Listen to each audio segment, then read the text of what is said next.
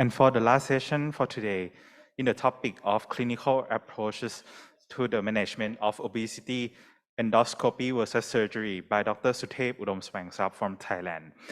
Dr. Suthep is an associate professor of surgery in Department of Surgery, Faculty of Medicine, Chulalongkorn University, Thailand. He is currently the deputy head of surgery department, Faculty of Medicine, Chulalongkorn University, and also the director of Chulalongkorn Minimally Invasive Surgery Center, Fellowship Training Program, and Chulalongkorn Bariatric and Metabolic Institute. Unfortunately, Professor Suthep will be unable to attend the conference on site today, but he has pre-recorded the video in topic clinical approaches to the management of obesity, endoscopy versus surgery. Good afternoon. Thanks, Chairperson. First, I would like to thank Professor Walusha and Professor Latakorn for the invitation. And secondly, please give me a pardon. I need to be on the academic trip. But anyway, welcome to ASEAN Gastro 2022. Ladies and gentlemen, once again, welcome to ASEAN Gastro 2022 Excellence Chair and Advanced. My task today is to be touching about the bariatric surgery and bariatric endoscopy for the treatment of obesity. I'm Dr. Suthep Udomsawaengsup from Chulalongkorn Memorial Hospital, as well as the president of APMBWS, the Asia Pacific Metabolic and Bariatric Surgery Society, and Chula BMI. Once again, welcome to Bangkok. I hope you enjoy your stay. This is the topics that I will be touching.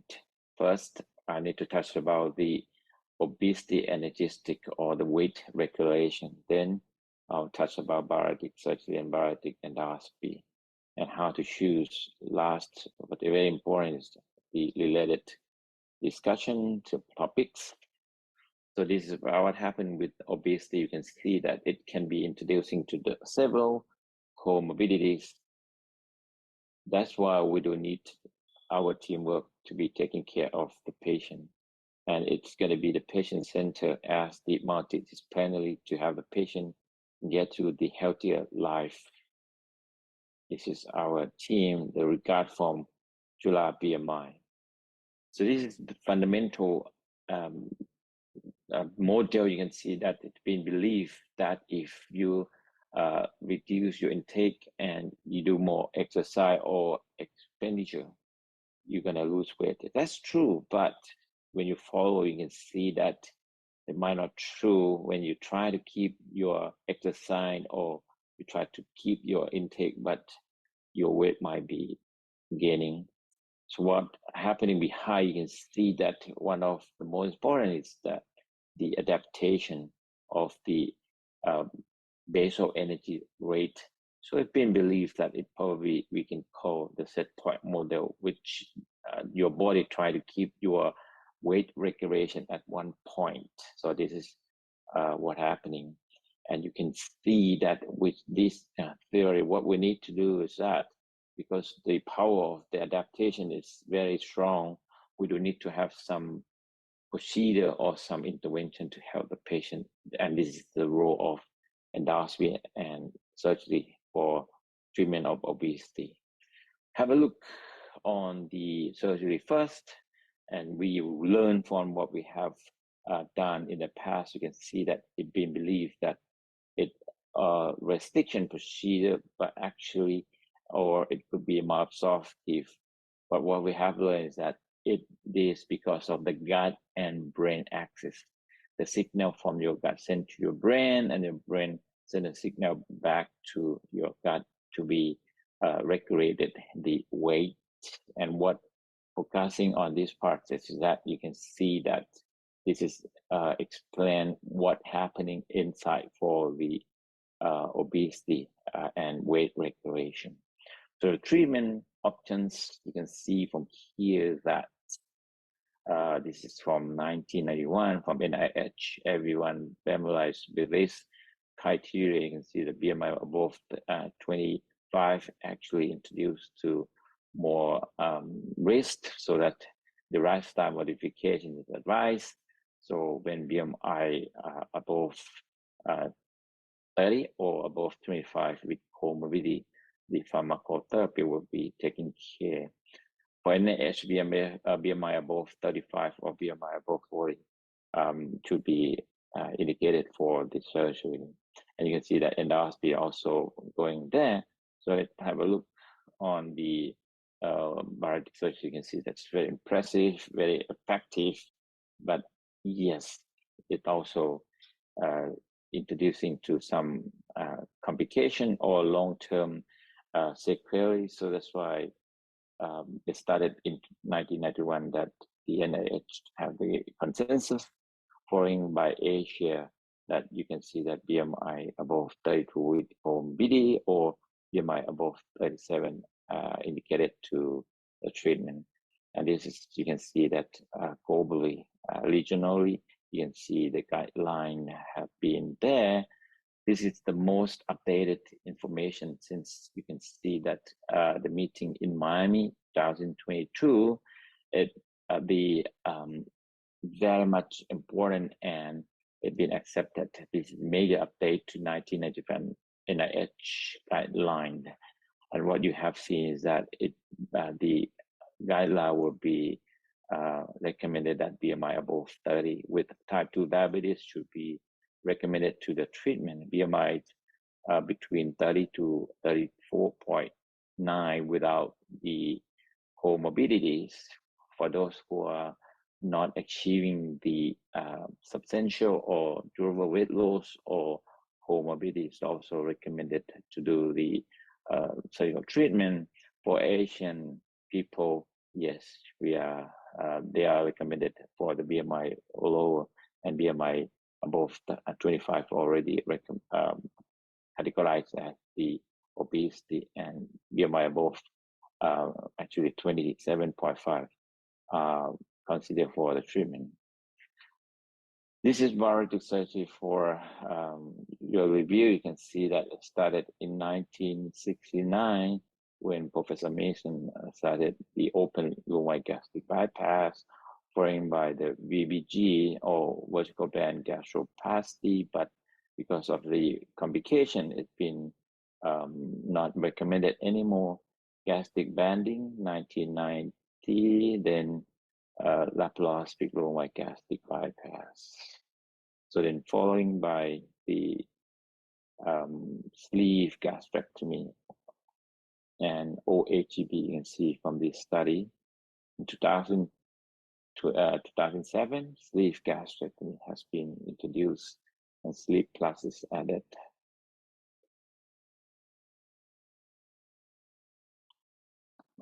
So this is the sleeve plus has been added was because when we do more procedure, you can see that the power of sleeve might not be effective enough. So the bypasses has been added. You can see that it could be DJB, DS by partition, which the bypasses from the stomach or the gastric tube, SADI, single anastomosis, DI, or loop DJB, PJB, duodenal ileal interpositions. So there are so many kind of procedure, and we call this is sleeve plus procedure. Currently, you can see that the procedure that the most common is sleeve gastrectomy. Lumen gastric bypass used to be the most common, but right now, because of the utilization of sleeve is more common, that's why sleeve plus is coming very soon. This is the gastric bypass. You can see that we bypass about 50 centimeter of the proximal duodenum, and we bypass 150 centimeter of the bypasses part. So it's divided into 4 parts. Just to review, you can see that we make a gastric pouch. All will be done by the laparoscopic technique. You can see that jejunostomy, closure of the defects, and finally it's going to be the gastrojejunostomy. This is configuration, and we also close the Peterson defect. This is sleeve gastrectomy, which we divide 85% of the gastric stomach, and that would reduce very much the ghrelin level as been shown. So coming to the bariatric endoscopy, as you are already familiarized with the gastric balloon, or the other one would be the endoscopic sleeve gastrectomy. It's also very acceptable and very popularized now. This is a study to compare. You can see that between endoscopic sleeve and intergastric balloon. What intergastric balloon different from the endoscopic sleeves that is temporary. Now it's 12 months of the replacement. What we have seen here is that the percentage of total weight loss for the endoscopic sleeve, it's showing significantly different. So by theory and by the evidence, you can see that it's shown that the endoscopic sleeve gastroplasty is showing a more effective. And also what we have to be concerned is about the side effects, especially for endoscopic sleeve. Mostly it will be nausea and vomiting. The percentage of this is a study, and you can see for the cohort study of the mean total weight loss is about 15 to 20%, which is very effective. So I think this also contributing to the treatment of the obesity. It's also showing the same. So then the question is that how to choose the procedure to the patient. So here in King Chulalongkorn Memorial Hospital, we have done mostly will be sleeve gastrectomy for most of the patients who are candidated for the surgery. This lower gastric bypass will be preserved for those BMI above 50, or for those who have higher hernia or have a problem with reflux with significant esophagitis, or they may have the severe metabolic diseases.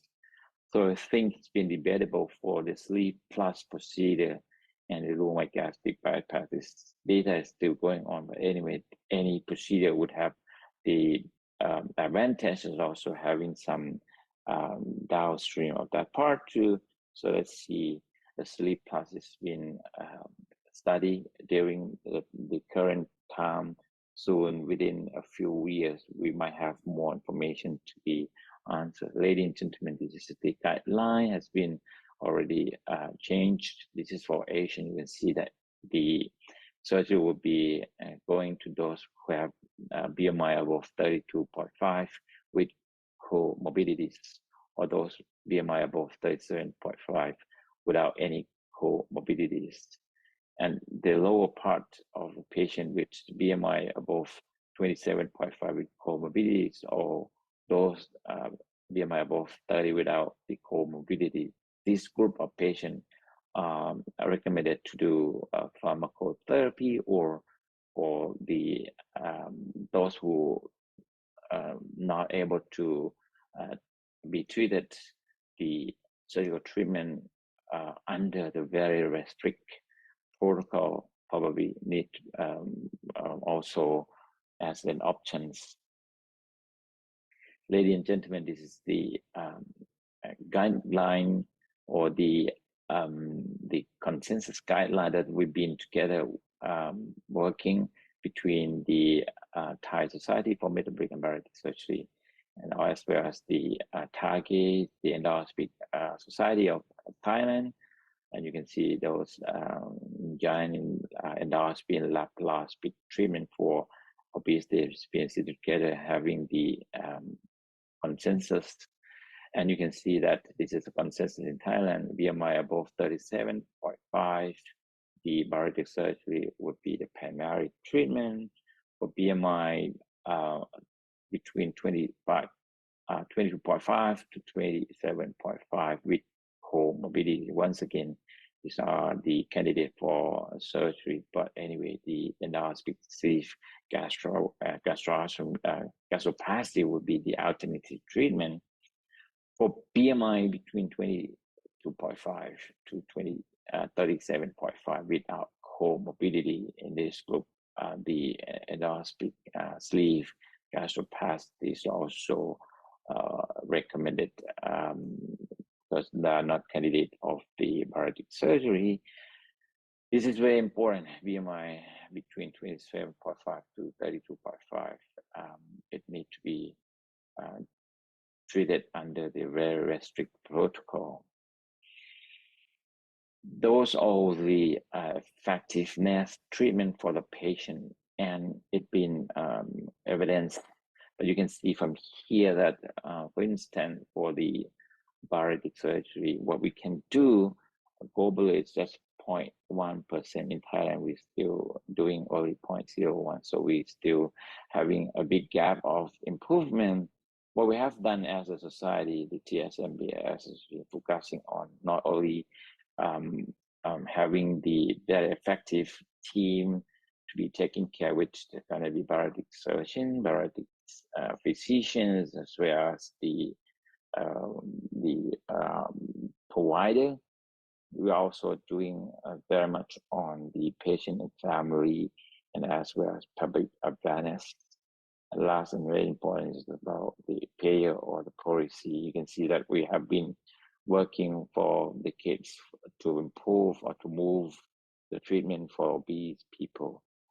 This is the scheme of the insurance system in Thailand. What I would like to focus is that anyone can buy the private health insurance, but also any single one would have their own coverage. The biggest one would be the universal coverage, and we focusing on this group. Finally, we're having several study. This is the cost effectiveness of bariatric surgery for obese people with diabetes in Thailand, and we've been submitted this data, as well as we do have our own guideline published in 2020. With all the effort right now, the bariatric surgery has been approved for reimbursement since 2021 under the peer authorization system. So with all those we have done, I think the patient should be able to have access to the treatment. So ladies and gentlemen, my dear friends, this is my conclusion. Like other part of the world, obesity and metabolic diseases are increasing. And what we have learned from that part is that gut-brain axis is very important in the regulation of weight and metabolism. For sure, multidisciplinary and multimodalities approaches should be the treatment for obesity. Bariatric surgery is strongly approved and advised, as well as the bariatric endoscopy also added the treatment to the patient, especially for those who are not candidates for the bariatric surgery. It is complementary of the treatment. And what we need to learn more is that what factor that would guide us for the better choice of the treatment, and higher level of study still needed. You all are invited to join us again in May 2023 during 25th to 27th. It's going to be the biggest meeting in Rayong, Thailand for the Asia Pacific Metabolic and Bariatric Surgery Societies. No, we are not focusing on only academic part regarding the treatment, but also the public awareness will be added. Thank you very much, and I would wish to meet all of you in person very soon. Thank you very much.